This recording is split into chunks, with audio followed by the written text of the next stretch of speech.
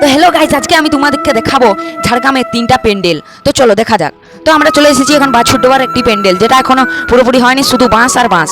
তো দেখো পুরো প্যান্ডেলটা এখনো হয়নি, তো এখন ভিতরটা আমি দেখাচ্ছি। তো যেমন হয়েছে ওইটাই দেখাচ্ছি। তো দেখো ঠাকুর ওইখানে রেডি আছে, হালকা হয়েছে, রং টং হয়নি।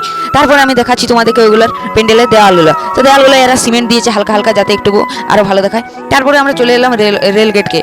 এবারে আমরা যাব স্বর্ণ মন্দির দেখতে। তো এটা পাঞ্জাবের স্বর্ণ মন্দিরে একটা থিম হচ্ছে, থিমটা হচ্ছে রেলগেট পেরানোর পরে। তো নামটা জানি না। তারপরে আমরা চলে গেলাম, এখন আমরা চলে যাবো এখন ঘোড়াধরা পার্ক। তো চলো দেখা যাক ঘোড়াধরা পার্কে কীরকম প্যান্ডেল করেছে। তো আমরা গেটের সামনে চলে এসেছি। এই দেখো এইটা ঘোড়াধরা পার্কের গেট। তারপরে আমরা ভিতরে ঢুকে গেলাম। তো চলো যাওয়া যাক। তো আমরা যাবো এবারে। তো এখানে বোর্ড দেখো কত সুন্দর করেছে ওরা। তো এই দেখো এখানে প্রকৃতির কাজ হচ্ছে, খুব সুন্দর পরিষ্কার করছে এরা। তারপরে আমরা চলে যাবো, তোমাদেরকে একটু নকশাটা আমরা দেখিয়ে দেবো প্যান্ডেলের।